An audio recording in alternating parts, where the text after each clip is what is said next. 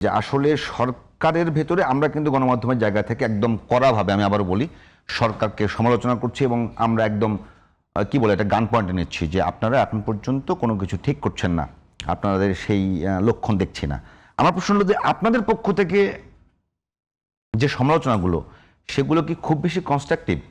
ধরেন আপনারা যদি বিরোধী দল তো সরকারের বাইরে কেউ না, তাহলে আপনাদের একজন নেতা আজকে বলেছেন যে সরকার বিদ্যুতের বদলে মানুষের হাতে হারিকেন এবং মোমবাতি তুলে দিয়েছে।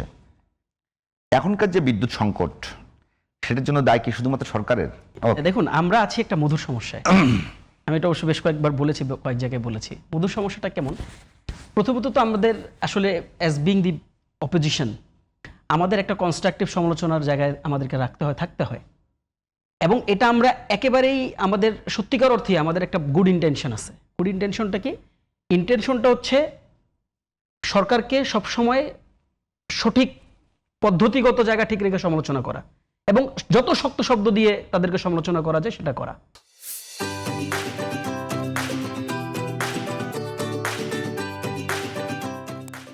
এখন আমরা ওই যেটা বললাম, আমরা আছি একটা মধুর সমস্যা। কেমন আছি দেখেন, আমরা যখন সমালোচনা শুরু করি, যখন একটু শক্ত কথা বলি, তখন আমাদেরকে প্রশ্ন করা যে মাত্র 3 মাস বয়স সরকারের, 4 মাস বয়স সরকারের, এত তাড়াতাড়ি আপনারা সমালোচনা করতেছেন কেন? আবার আমরা যখন সমালোচনা করি না, তখন বলা হয় যে কি ব্যাপার, আপনারা তো সব তো দেখি যে এই যে সব গৃহপালিত, এটা কেউ বলে না, এটা বলার সুযোগ নাই আসলে। ওই গৃহপালিত তো আসলে মানে অল দি ভোট চোর্স ওয়ার টুগেদার। আমাদের জায়গাটা তো ওয়াজ কমপ্লিটলি ডিফারেন্ট, সুযোগই নাই, ওটা কমপ্লিট ডিফারেন্ট প্রেক্ষাপট। এবং আমি আপনাকে শিওরলি বলতে পারি, বাংলাদেশে ওই রকম গৃহপালিত বিরোধী দল কামিং ডেজে আমার মনে হয় না আর কোনোদিন আসবে। বাংলাদেশ ওই গণতান্ত্রিক মানে প্ল্যাটফর্মে চলে গেছে, ওই গণতান্ত্রিক রোডে অলরেডি বাংলাদেশ আছে। ফলে দেখেন, আমরা কেন সমালোচনা করি? আমি আপনার প্রশ্নটার উত্তর দিব, যেটা আপনি পার্টিকুলারলি যেটা জিজ্ঞাসা করেন, আমরা কেন সমালোচনা করি। দেখেন, এখন এই কথাগুলো বললে সরকারের প্রশংসা করা হয়ে যেতে পারে, তারপরও বলি কেমন। দেখেন, সরকার কিন্তু 3 মাসেই অনেক ম্যাচিউর আচরণ করা শুরু করেছে। এটা একটা বিগ ফ্যাক্টর। কেমন ম্যাচিউর আচরণ করা শুরু করেছে খেয়াল করে দেখেন। সরকার ইতিমধ্যে মানে they have taken lots of initiatives, but একটা পার্টিকুলার ইনিশিয়েটিভ বলি, অলমোস্ট 35,000 কোটি টাকার পদ্মা ব্যারেজ প্রকল্প তারা গ্রহণ করেছে। কয় মাসের ব্যবধানে? 3 মাসের ব্যবধানে, 4 মাসের ব্যবধানে। এখন দেখেন বিপু ভাই, 4 মাসের একটা সরকার, সেই সরকার একটা 1.5, 2 বছর 3 বছরের সরকারের ম্যাচুরিটি নিয়ে তারা তাদের সরকার ফাংশন করাচ্ছে, কিন্তু আপনি সমালোচনাটা প্রত্যাশা করতেছেন 3 মাসের সরকারের মতো, তাহলে তো হবে না। ওয়েন সরকার প্লে করতেছে, বিএনপি কি আসলে 3 মাসের সরকার নাকি? তাদের এক্সপেরিয়েন্স, হ্যাঁ ইট ইজ। এখন দেখেন, সরকার যখন প্লে করতেছে, ম্যাচিউর প্লেটা রোল প্লে করছে, তখন তো আমাকে ম্যাচিউরলি আমি তাকে সমালোচনা করব। আমি তো চাইবো সরকারকে মানে ট্র্যাকে রাখতে, আমি তো তাকে ডিস্ট্র্যাক্ট হইতে দিব না। এবং ডিস্ট্র্যাক্ট হইতে না দেওয়ার জন্য তার বিরুদ্ধে যদি আমার রাজপথে নামতে, আমি রাজপথে নামবো, কারণ তার সাথে তো আমার কোনো আন্ডার টেবিল নেগোসিয়েশন নাই, তাদের সাথে আমাদের ভালো সম্পর্ক আছে। পয়েন্ট শুড বি নোটেড, যারা শুনছেন তারা ভালো করে শোনা জরুরি। তাদের সাথে আমাদের আন্ডার টেবিল নেগোসিয়েশন কোনোদিন হবেও না, never ever.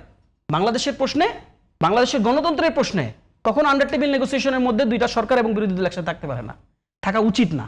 It is for the sake of democracy. আপনি ডেমোক্রেসির কথা বলবেন, সমালোচনা করলে আপনি যদি ফিল করেন যে না আমি আপনাকে আসলে মানে থ্রেট করছি না, ইটস নট দ্যাট। এখন দেখেন, বিদ্যুতের প্রসঙ্গ আসছে, বিদ্যুতের অবস্থা তো আসলে খারাপ। এখন আপনার কাছে ভিন্ন রকম জবাব দিতে থাকতে পারে, আপনার কাছে 100টা আর্গুমেন্ট থাকতে পারে। আপনি বলতে পারেন ইরান আমেরিকার যুদ্ধ হচ্ছে, আপনি বলতে পারেন সাবকন্টিনেন্টাল টেনশনস আছে, আপনি বলতে পারেন আপনি ইন্টারনাল যেটাকে বলে সাপ্লাই চেইন, সেখানে প্রবলেম হবে। আপনি আপনার যুক্তিটা দিবেন, দ্যাটস ভেরি ওকে। বাট আমাকে যদি দায়ী করতে হয় বাংলাদেশের বিদ্যুৎ নিয়ে, আমি বলবো যে ইরান আপনার পিঠের চামড়া তুলে নিব? আমি কি বলবো আমেরিকা আপনার পিঠের চামড়া তুলে? আমি কাকে দায়ী করব? আবার আপনি কি আমার কাছে এটা প্রত্যাশা করেন আমি সরকারের কাছে বলবো যে আহারে সরকার কত ভালো সরকার, বাংলাদেশের ঘরে ঘরে বিদ্যুৎ নেই, আশা করি সরকার এই ঘরে ঘরে বিদ্যুৎ দিয়ে দিবে? এই টোন কি আপনি আমার কাছে প্রত্যাশা করেন? আমি তো সরকারকে বরং আরো কঠিন শব্দে আমি তাকে সমালোচনা করতে চাই, because it was his commitment. আমার বক্তব্য ছিল যে আপনারা যেহেতু একই সংসদে একই সঙ্গে কাজ করেন, একই সরকারেরই পার্ট আপনারা সবাই, আপনাদের মানে অভিযোগটা অন্তত পক্ষে স্পেসিফিক হওয়া দরকার যে সরকার কোথায় কোথায় তার ভুল সিদ্ধান্ত। স্পেসিফিক, একদমই স্পেসিফিক। আপনি খেয়াল করে দেখবেন যে আমরা আমাদের জায়গা থেকে যত জায়গায় আমরা কথা বলেছি, যতগুলো পয়েন্ট আমরা কথা বলেছি, আমরা একদম মোর দ্যান স্পেসিফিক মানে কমেন্টারি আমাদের পক্ষ থেকে করার চেষ্টা করেছি। ইভেনচুয়ালি আপনি সংসদে দেখবেন একেবারে ডেটা নির্ভর কথাবার্তা বলা হচ্ছে, প্রত্যেকটা জায়গায় ডেটা নির্ভর। আমরা বলেছি যে আইন শৃঙ্খলা পরিস্থিতি খারাপ, আপনি আজকে ভিডিও ভাইরাল হয়েছে, আপনি দেখেন টঙ্গীর রাজপথে দিনের বেলা, রাতের বেলার তো চিন্তায় আমরা দেখছি এতদিন, দিনের বেলা একটা ট্যাক্সি ক্যাবকে আটকে রেখে তাদের কাছ থেকে চিন্তা করে নিতে হয়। এখন আমি কি বলবো যে সরকারের না আমি কি বলবো, আমি একটু আমার মতটা দিব, যেহেতু আমার মত আপনি দিতেই পারেন। আমার কথা হলো যে সরকারের এখানে কি কি ইনিশিয়েটিভ নেওয়া দরকার, কারণ অভ্যুত্থান পরবর্তী পুরো অভ্যুত্থানটা হয়েছে পুলিশের বিরুদ্ধে কি, তাই তো? একদিকে আন্দোলনকারী বাংলাদেশের মানুষ, সামনে ছিল পুলিশ, পেছনে আওয়ামী লীগ সরকার, তাই তো? তো সেই পুলিশকে যদি ঠিক করবার জন্য বিরোধী দলের পক্ষ থেকে কি কোনো অফার থাকবে না? থাকছে তো। পুলিশ পুলিশ পুলিশ সংস্কার কমিশনের কথা আমরা বলিনি। আপনি কি মনে করতে পারেন তৎকালীন সময় পুলিশ সংস্কার কমিশন কেন হলো না? সেইটা নিয়ে বলছি, যে সেইটা নিয়ে আপনাদের আমরা বলছি তো, সেগুলো প্রত্যেকটা পয়েন্টে আমরা বলেছি। আমরা তো দেখেন শুধু এই একটা পয়েন্ট না, আমরা জুলাই সনদ নিয়ে আমরা কি কথা বলিনি? আমরা কি গণভোটের যে মূল দাবি বাস্তবায়নের কথা আমরা কি বলিনি সংসদের মধ্যে?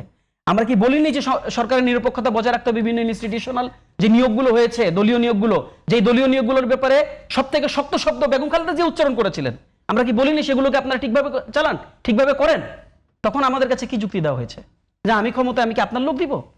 আরে ভাই, আমি যখন বলি যে একটা নিরপেক্ষ লোক দেন, আমি তো বলি না যে আপনি আমার লোক দেন, আমি তো সেটা বলি না আপনি আমার লোক দেন, আমার তো লোকই নাই। If I be very honest, একটা পলিটিক্যাল লেগেসি থেকে লোক তৈরি হয় বিপু ভাই। আমি এখানে রাজনৈতিক গালগল্প দিলে তো হবে না। এনসিপির বয়স হচ্ছে 1 বছর, আমি যদি বলি এনসিপির মতাদর্শিক 50টা বিসিএস ক্যাডার আছে, এটা কি সত্যি? এটা কি সত্যি হওয়ার কোনো সম্ভাবনা আছে? সুযোগ নাই তো। আমার তো সময় ছিল না, এটা তো আমার ব্যর্থতা না।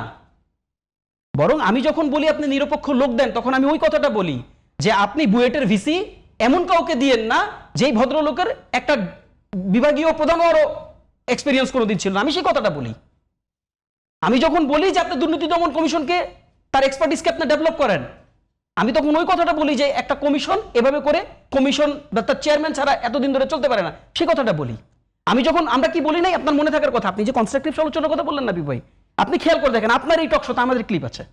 আমরা বলেছি এনবিআর এর সংস্কার দরকার, আমি তৎকালীন সময় বলা হয়নি, আমরা বলেছিলাম এনবিআর এর ব্যবস্থাপনা এবং এনবিআর এর নীতি দুইটা আলাদা সেক্টর। পৃথিবীর যে কোনো দেশের দিকে তাকান, আমি আপনাকে দেশের নাম ধরে ধরে বলতে পারবো।